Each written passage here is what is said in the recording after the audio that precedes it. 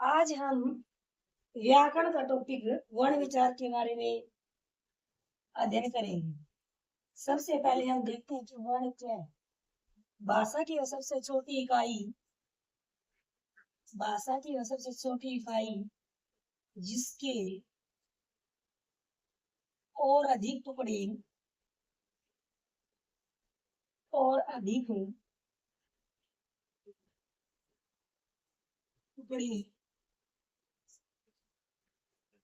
में हो सकते उसे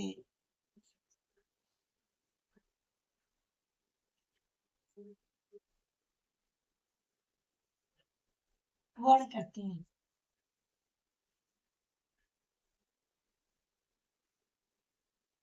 सबसे पहले हम ये देखते हैं कि बच्चों के सामने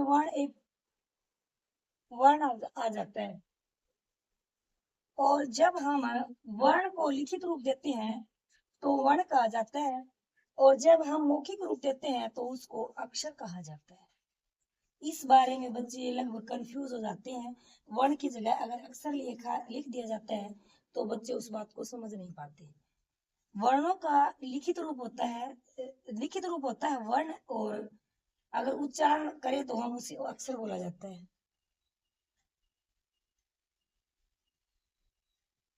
चिन्ह, संकेत, ध्वनि सभी वर्ण के अंतर्गत आते हैं। हिंदी भाषा में कुल वर्ण कितने हैं? कुछ बच्चे यहाँ पर अगर जब हम पूछते हैं तो उसका आंसर 44 देते हैं, क्योंकि मैंने हिंदी भाषा में कुल वर्ण पूछे हैं कितने हैं।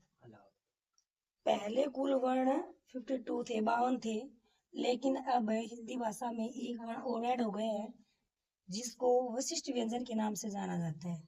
अब कुल मिलाकर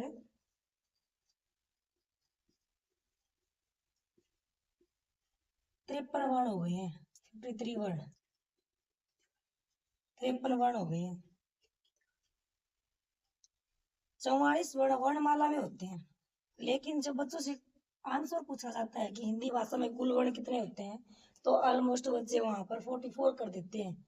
लेकिन बच्चे ये ध्यान नहीं रखते कि हिंदी वर्णमाला में जो वर्ण पूछे गए हैं वो 44 है, और हिंदी में कुल वर्ण पूछे गए हैं वो 53 है। इस प्रकार हम देखते हैं कि 53 वर्ण हो गए। अब वर्ण कितने प्रकार के होते हैं? वर्ण कितने प्रकार के होते हैं?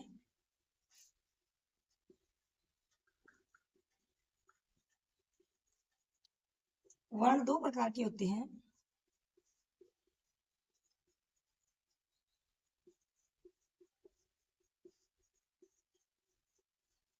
स्वर और व्यंजन। स्वर और व्यंजन।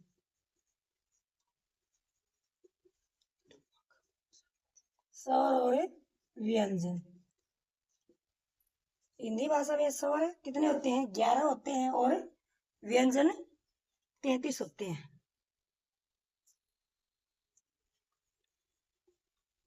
व्यंजन स्वर को 3 भागों में विभाजित किया जाता है। ह्रस्व स्वर,